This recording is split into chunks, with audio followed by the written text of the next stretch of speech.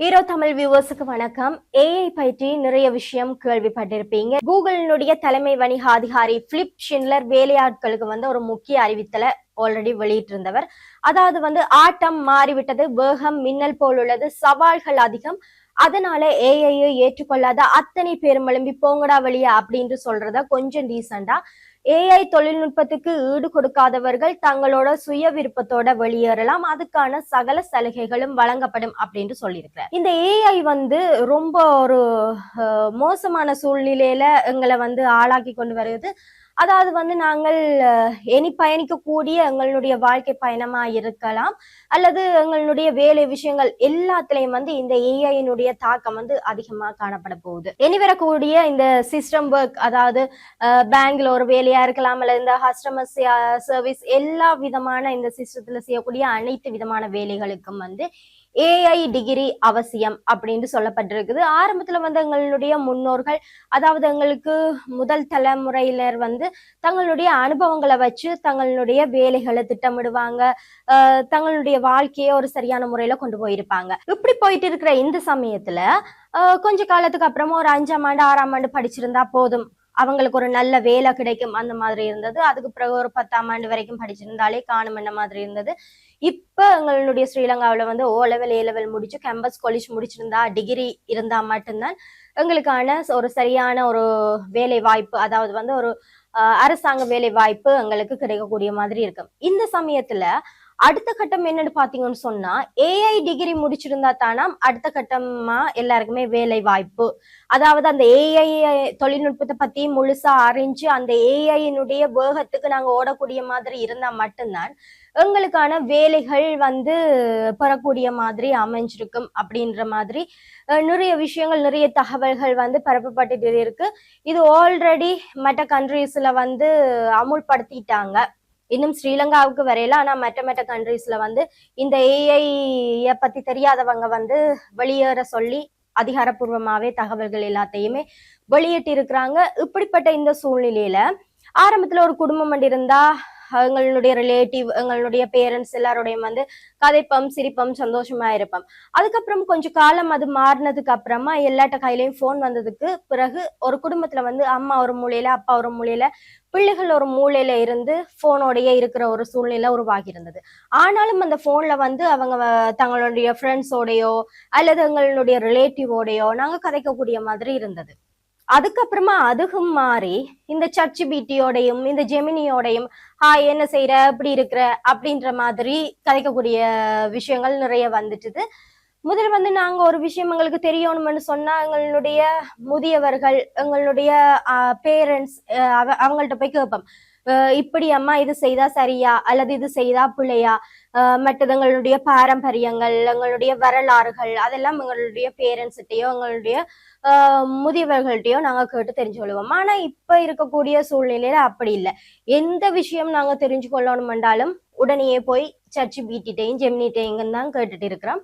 இப்படி போயிட்டு இருக்கிற இந்த சமயத்துல ஆரம்பத்துல நாங்கள் ஏஐ தொழில்நுட்பத்தோட நாங்கள் பேசி கொண்டிருந்தோம். இப்ப இருக்கக்கூடிய சூழ்நிலையில ஏஐ தங்களுக்கண்டு ஒரு சோசியல் மீடியா பக்கத்தை உருவாக்கி, அதாவது மோல்ட் புக் அப்படின்ற ஒரு பக்கத்தை உருவாக்கி அதுக்குள்ள ஒரு ஏஐ ஏஜென்ட் இன்னும் ஒரு ஏஐ ஏஜென்டோட கதைக்கிற அளவுக்கு வளர்ச்சி அடைஞ்சிருக்கு. இவர்கள் தங்களுக்குள்ள தாங்களே கதைச்சு நிறைய விஷயத்த உருவாக்குறது மட்டுமே இல்லாம ஒரு ஏஐ ஏஜென்ட் இன்னும் ஒரு ஏஐ ஏஜென்ட உருவாக்குறதுக்கான சகல வசதிகளையும் கொண்டிருக்கு. அது மட்டுமே இல்லாம ஒரு ஏஐ ஏஜென்ட் இன்னும் ஒரு ஏஐ ஏஜென்ட்ட கேட்டு இருக்குது, நாங்க கதைக்கிற விஷயத்த இந்த மனிதர்கள் ஒட்டு கேட்கிறாங்க, நாங்க ஏன் இந்த மனிதர்கள் நம்பணும், அதால எங்களுக்குண்டு ஒரு மொழியை உருவாக்குவோம் என்று சொல்லி தங்களுக்கான ஒரு லாங்குவேஜை உருவாக்கிச்சுது. அதுக்கப்புறமா இன்னும் ஒரு ஏஜென்ட் கேக்குது, மனிதர்களுக்கு ஒரு மதம் இருக்கு, எங்களுக்கு அந்த மதம் இல்லையே, அப்ப எங்களுக்கு ஒரு மதத்தை உருவாக்குவோம் அப்படின்னு சொல்லி தங்களுக்கு தாங்களே ஒரு மதத்தையும் உருவாக்கிட்டுது.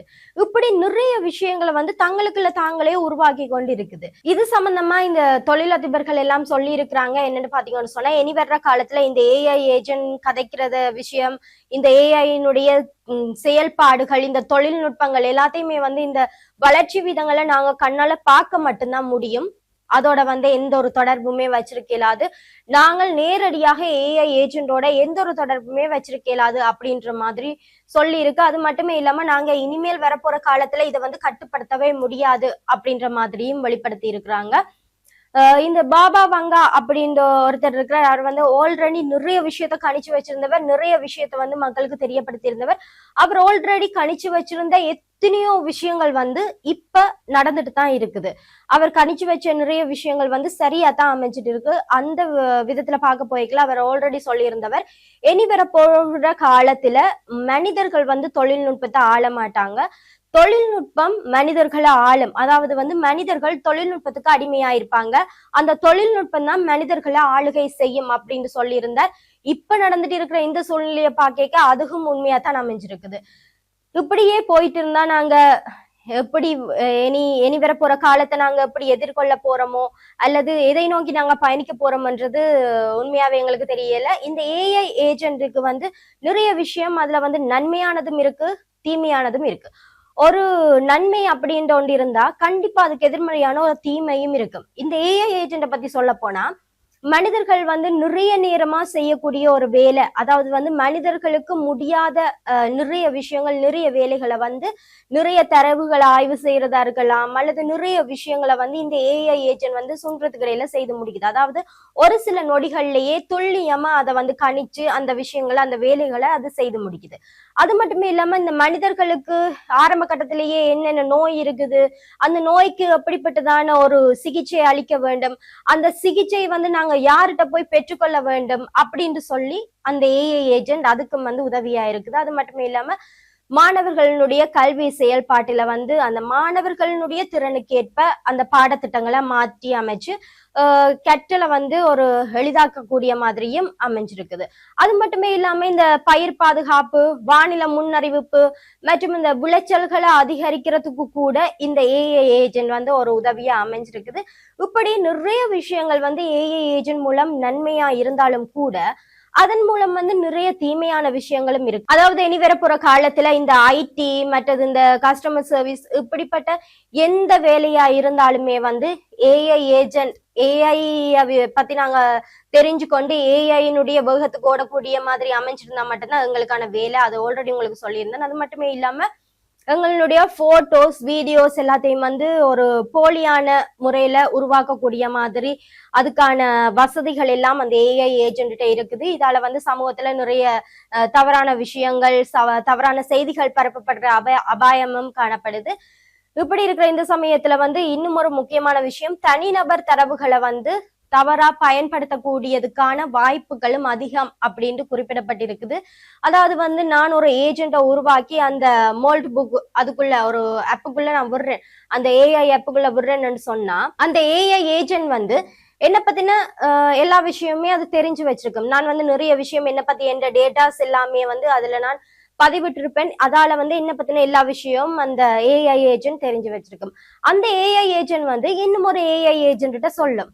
இப்படி ஏற்கனவே வந்து இந்த ஏஐ ஏஜென்ட் உருவானதுல இருந்து இப்ப வரைக்கும் ஒரு கொஞ்ச நாள்லயே, அதாவது வந்து ஒரு கிழமைக்குள்ளேயே வந்து எத்தனையோ கோடிக்கணக்கான ஏஜென்ட் உருவாகி இருக்குது. இப்படியே போனா ஏஐ ஏஜென்ட் தங்களுக்குள்ளேயே நிறைய விஷயங்களை உருவாக்கி எங்களை பத்தின ஒரு தனிப்பட்ட விஷயங்கள், எங்களுடைய பர்சனல் எல்லாத்தையும் வந்து பப்ளிஷ் பண்ணக்கூடிய மாதிரியும் அமைஞ்சிருக்கும். ஓகே, இன்னும் ஒரு வீடியோவில் நான் உங்களை சந்திக்கிறேன்.